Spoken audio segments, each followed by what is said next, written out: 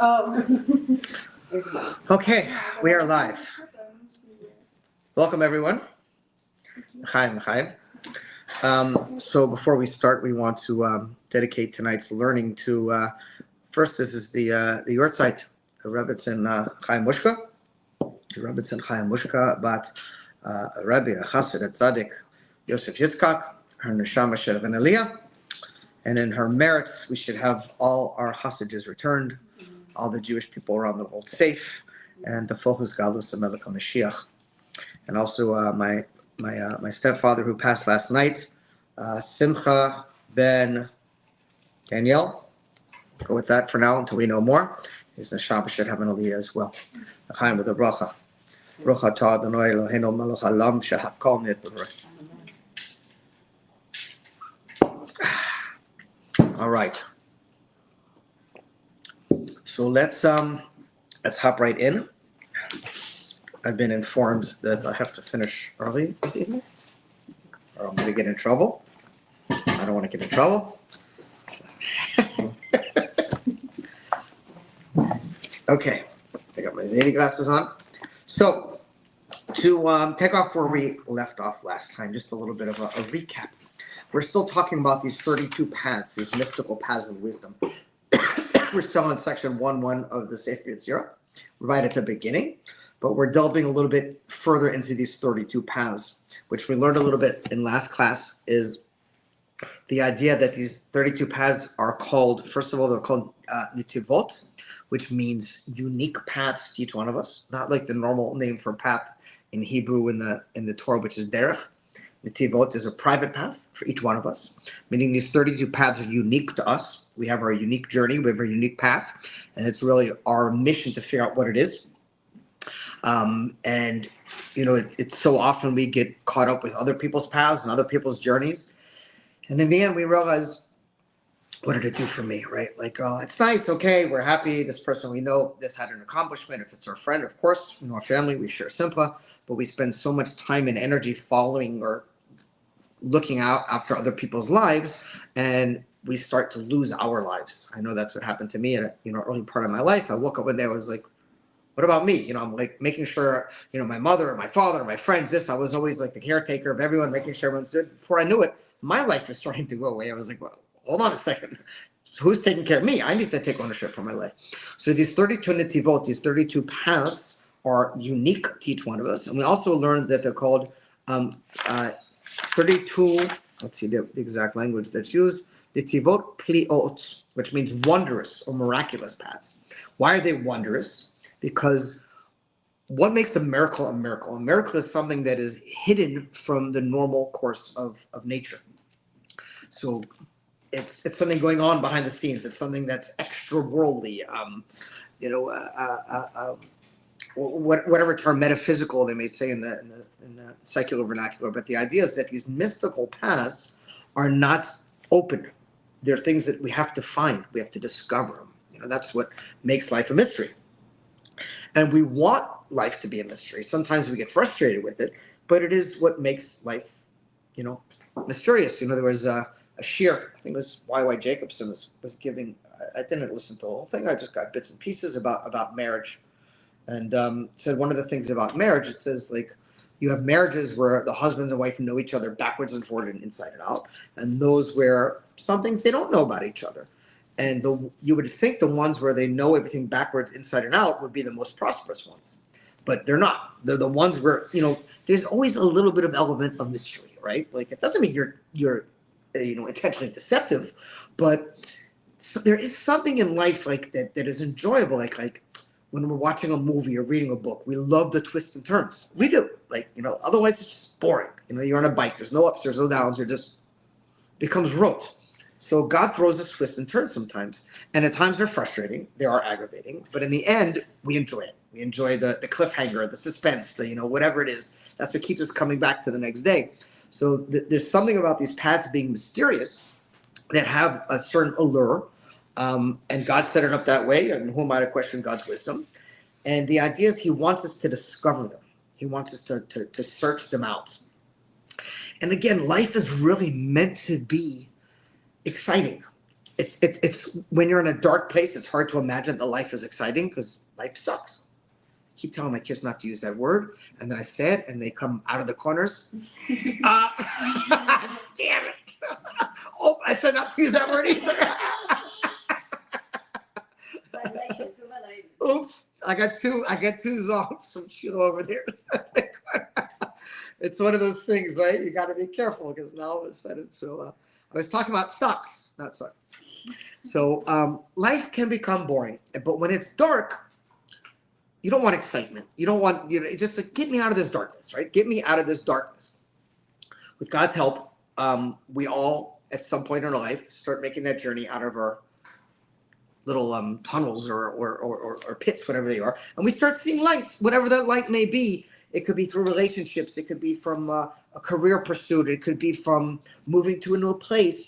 Things that bring excitement to our life, and it's a joyful experience. So the more we can work on getting out of the darkness and into the light, the more we can start exploring these interesting paths that God has in front of us. Again, hard to do when it's dark out, but the goal is, and that's one of the whole ideas of the Sefer Yetzirah, is Kabbalah is to receive. What are we receiving? We're receiving light. There's many different names for this. Some people call it energy, some people call it manifestation, consciousness, whatever. In the end, it's God. You could call it whatever you want. It's God. It's God's energy and its light that he's bringing forth to the world, that he wants to bring into us. Part of allowing it in is to move past all the stuff that's blocking it. It's not our fault, but we've got to deal with it. At the end of the day, we talk about it a lot in these classes. I'm going to be a victim or I'm going to be a hero. And we all reach a point in our life where we're done being a victim because it's not fun. It's not. Eventually, it just gets exhausting. And people start changing when they're like, enough. It's enough. I don't want to live like this anymore. It's not bringing me joy.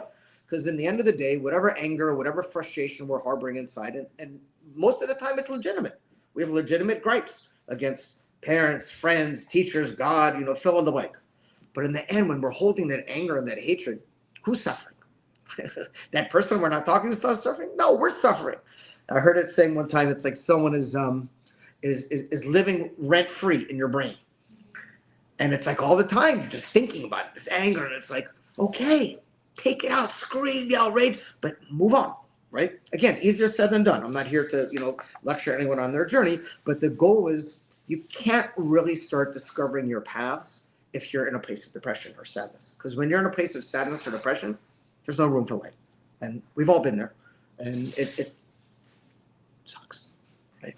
So the idea is to go out of that, get into this light, and think about, all right, I've got a journey. Let me do my best to work with my journey. Let me do my best to realize this is my journey. It's my story. It's no one else's. And no one can live it but me, right? And maybe I wish I had someone else's story. We all have those, those thoughts, especially when we're younger. I wish it was this. I wish it was that. As we start older, getting old, a little bit older, a little more mature, we start realizing, you know what? This is my life. I got to take ownership for it. Let me try to at least make it fun, exciting, adventurous, whatever I can be, in our own capacity, at our own pace. So that's the idea of what we call that they're wondrous. What is wondrous? It says mufla. For you, do not seek, meaning it's something beyond what is the normal reveal. Okay, now let's hop back in. Excuse me, where we left off last time. So where do these paths come from? It all starts with the letter Aleph, which is the Keter, which is the crown.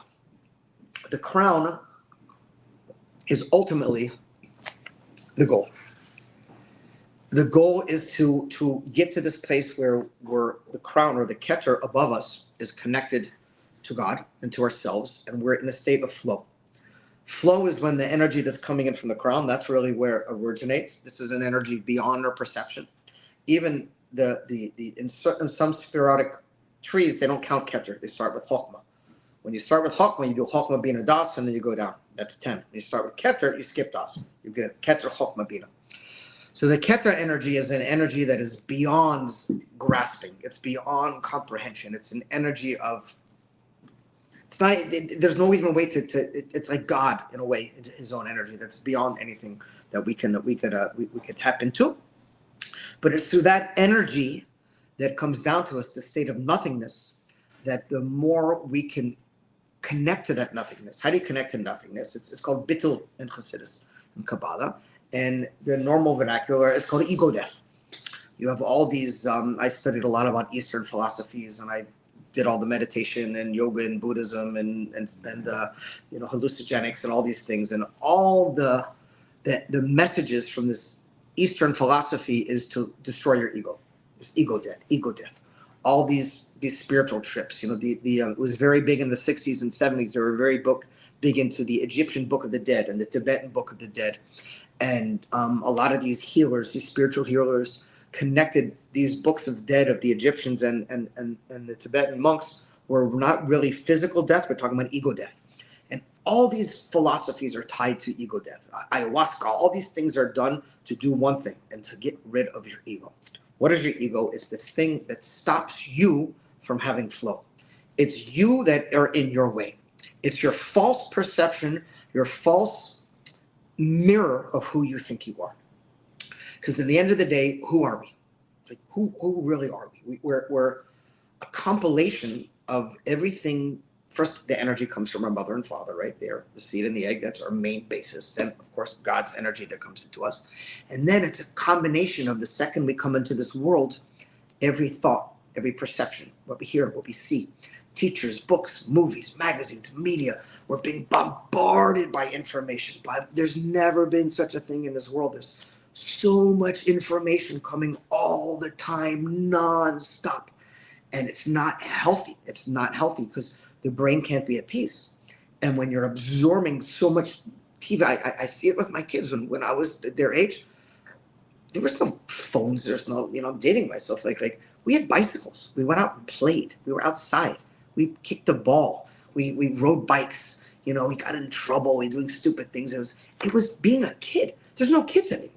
Now they're just plugged into phones, plugged into computers, and I don't care what the content is. It doesn't matter. Even if it's quote unquote good content. You take a child's brain, it's like giving a child drugs, really, that is trying to slowly make in the world. And all of a sudden it's like, zzz. My kids watch videos. This is how I call them skipping. They can't even watch a 5-minute video because they're skipping through the video. And now you put them to a real world setting and the whole class has ADD. Of course they have ADD because they can't focus on one image for more than a few seconds. And this is our brain. And even as adults, we don't realize how unhealthy it is to be plugged in all the time. My family knows, like whenever we have time away, whatever, I shut my phone down. I disconnect from the world. I'm a very busy person. I'm the opposite. Like most people, Shabbat ends, they rush to their phone. I delay as long as possible. My phone goes on Sunday morning, sometimes Sunday night. I don't want to look at it. I want to stay in this calming mode of just leave me alone, just quiet. It's a great piece to just be able to sit and just be quiet, go walk in nature, sit outside, whatever the case may be. Anyway, so I'm bombarded by all this information, and the idea is that how do we get rid of this ego? First of all, I hate to break the news to all these monks and these Far East philosophers, but you can't get rid of your ego. It's impossible. Your ego is with you until you die. What you can do is you can minimize it. And you could shrink it, back to the place. There's something healthy in an ego. When a child comes into this world, the ego tells the child, you just pooped your pants, cry. You're hungry, cry. Like, how do you get so it's a survival mechanism.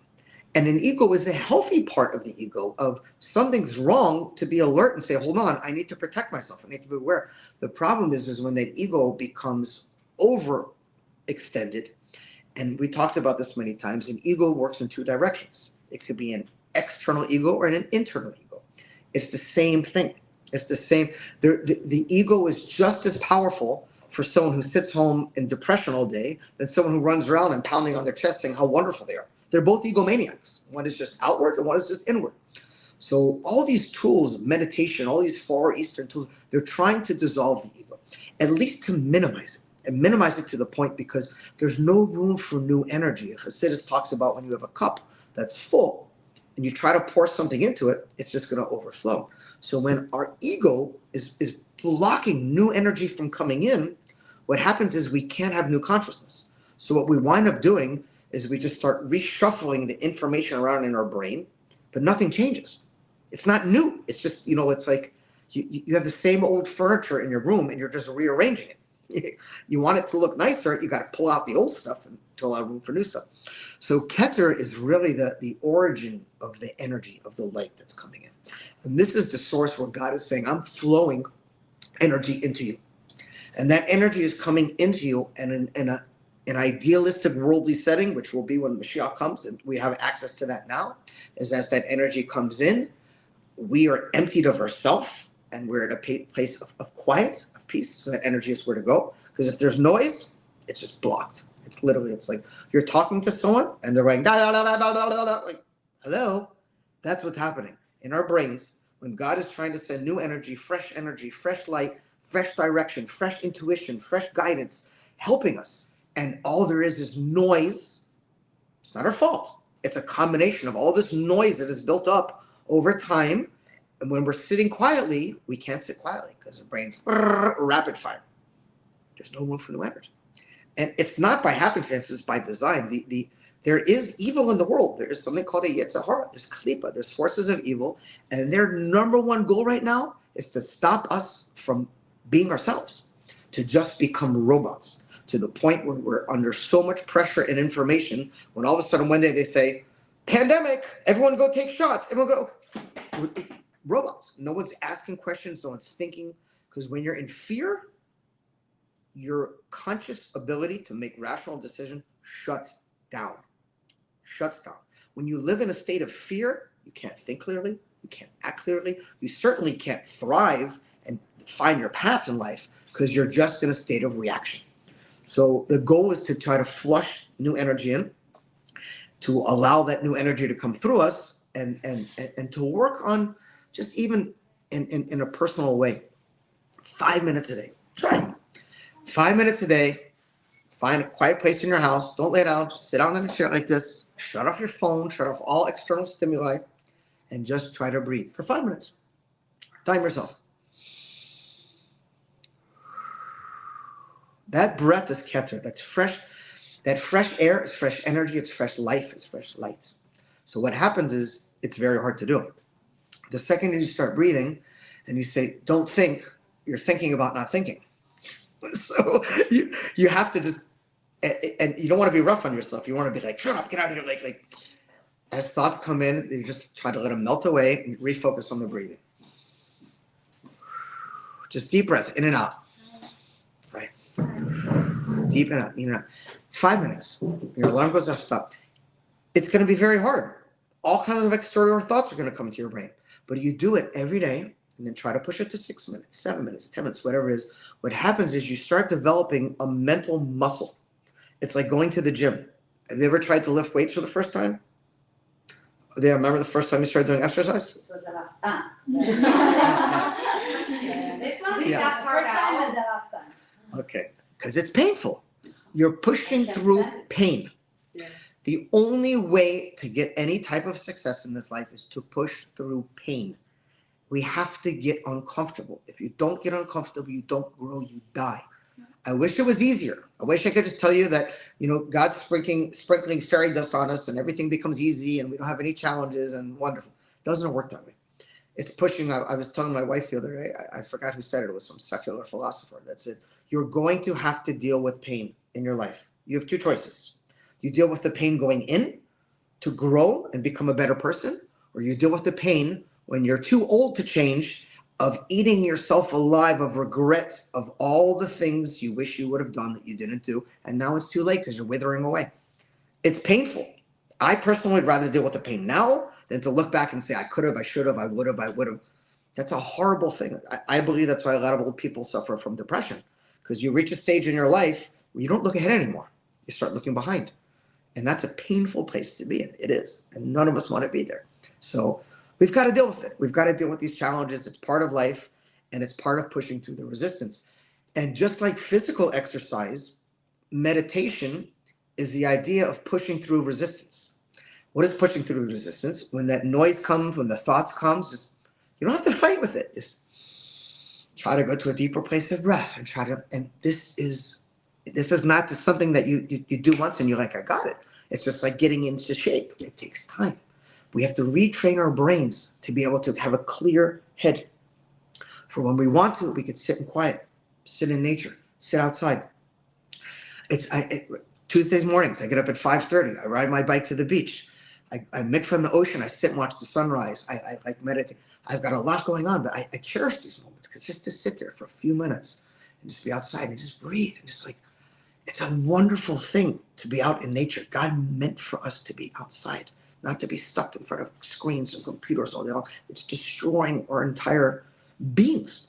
There's a time and place for it. We need to do it. It's part of the world, right? I'm not saying to be a hermit, but there has to be a balance. There has to be some time where we just separate, go for a walk, sit outside, just try to breathe. The more we work on consciousness and breathing through that resistance, the stronger our capabilities come.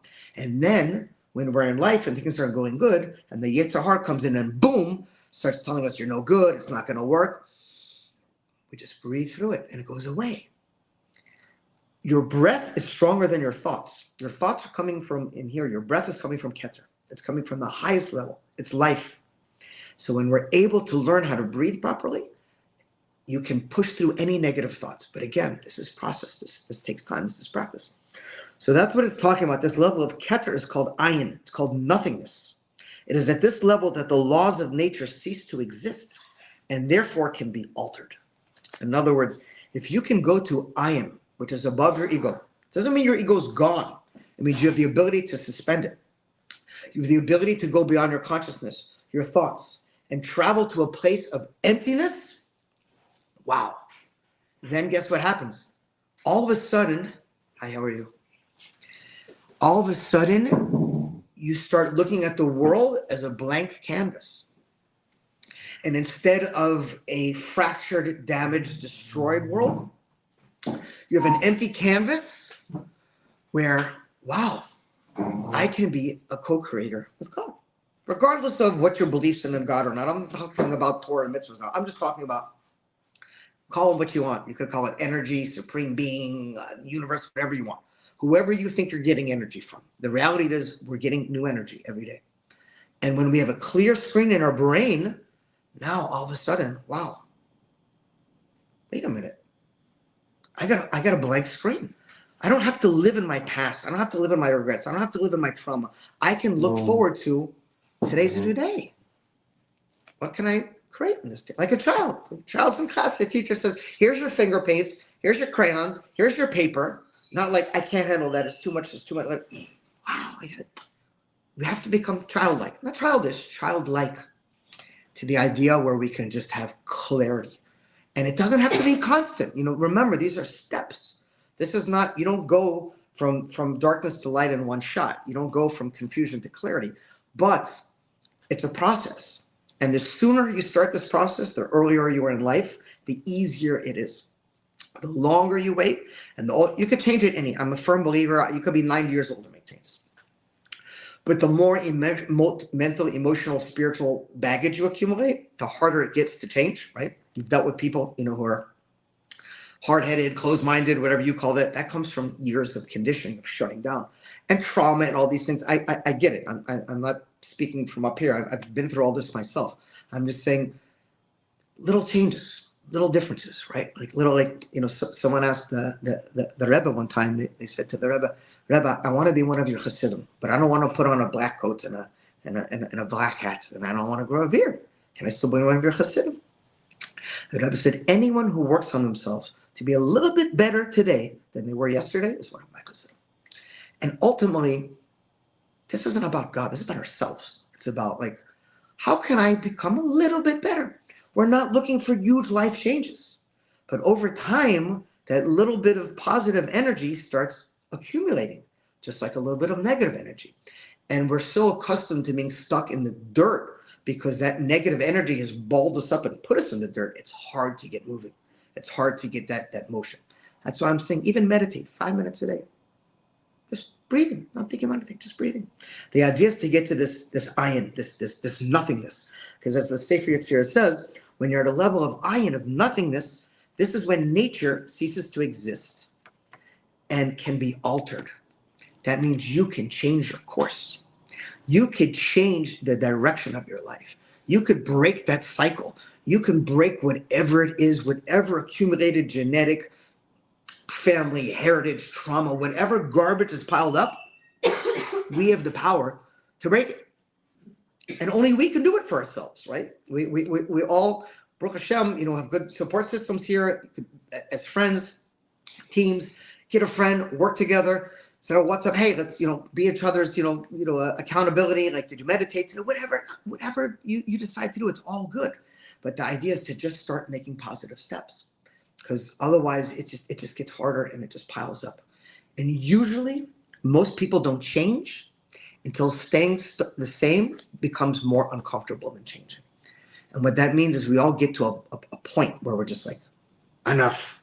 I'm done with the self-loathing. I'm done with the misery. I'm done with the digging in the dirt. I'm done with the depression. I'm done with the trauma. I'm done with it. Like, I got to start moving on, right? And it doesn't mean there's not a place to go to therapy and deal with that. But at the same time, not let it hold you down and start making positive steps. Because what we want to get to is this level of ayin, this level of keter, where it's called the vantage point, where instead of being stuck in our lives, we have the ability to kind of like look above, down, and be able to be aware.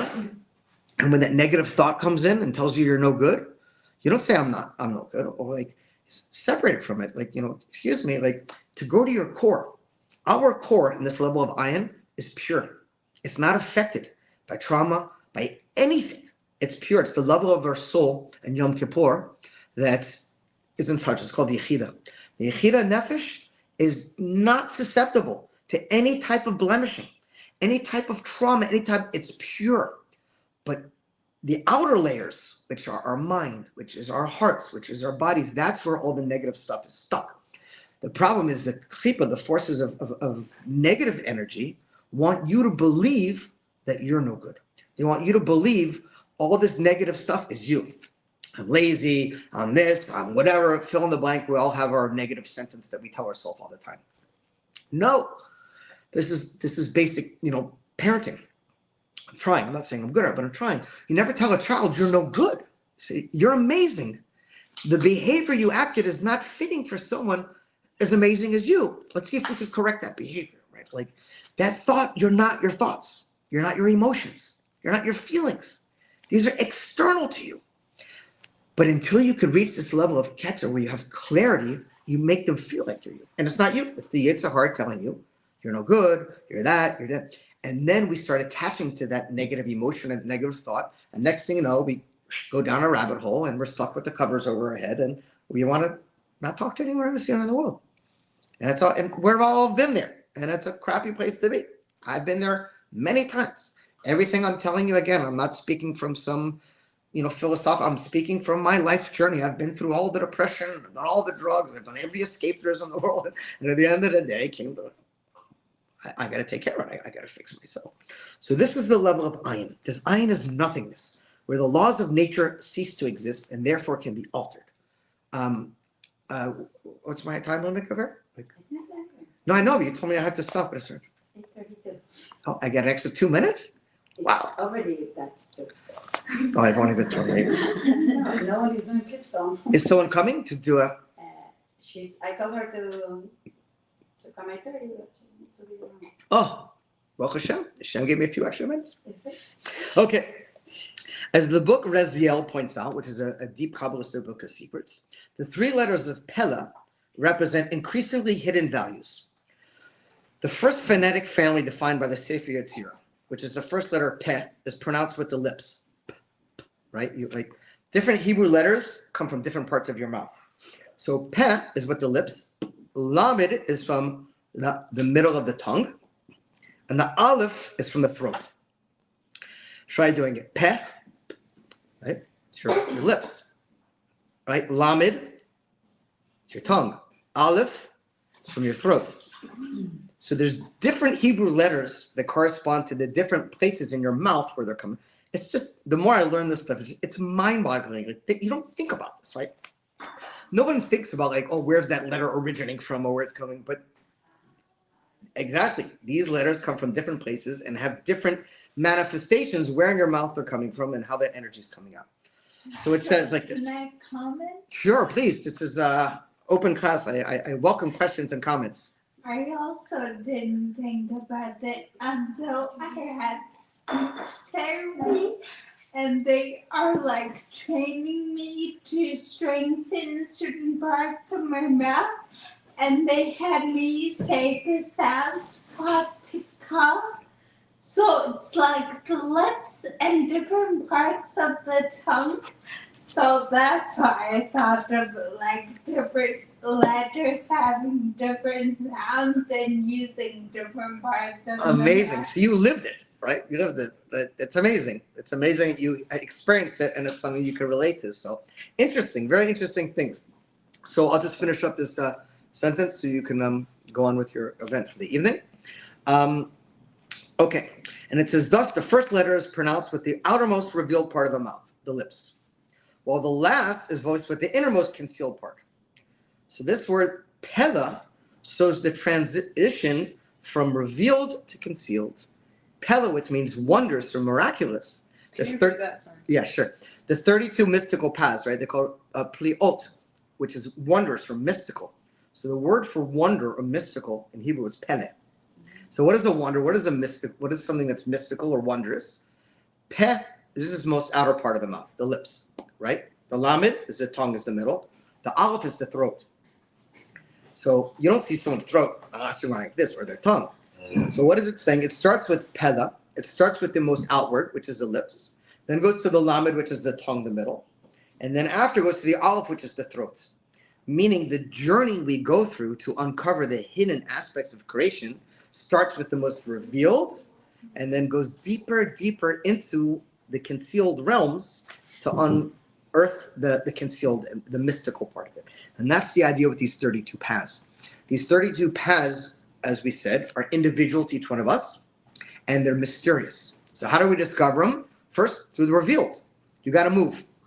Life is movement, right?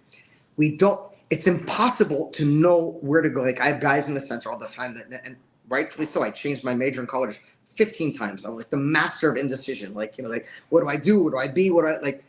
So many guys for years. I don't know what to do. Go get a job. I don't know if I'm going to like that. In the meantime, they're still not working. I'm like, just go somewhere, because you can't go on your journey if you're not moving. So you start moving on your journey, right? It's, again, I liken this to movies or books. Any good movie or good book, it starts with a journey. You're going off on a journey. And at first, you get signs, you get hints. You may not know where you're going. And then all of a sudden, boom, a connection, right? You run into someone like, wow, like, oh my God, what are you doing here? I didn't know. And then they introduce you to someone else. And this is the journey. This is the journey. It starts out revealed. And as we continue on, God starts giving us more deeper secrets, hidden meanings. We start having connections. We start seeing things that we didn't see before.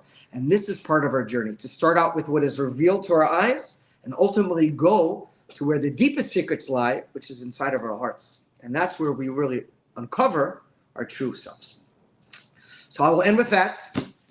God bless everyone, and Hashem will bless you all on your journeys. And of course, Hodaya and I myself are here. Anyone needs any help, assistance, guidance, advice, help with external helpers, therapists, whatever you need, we're here to help. And we'll see you next week. And God bless you. Thank you so much. My pleasure. Thank you. Sure. I got your next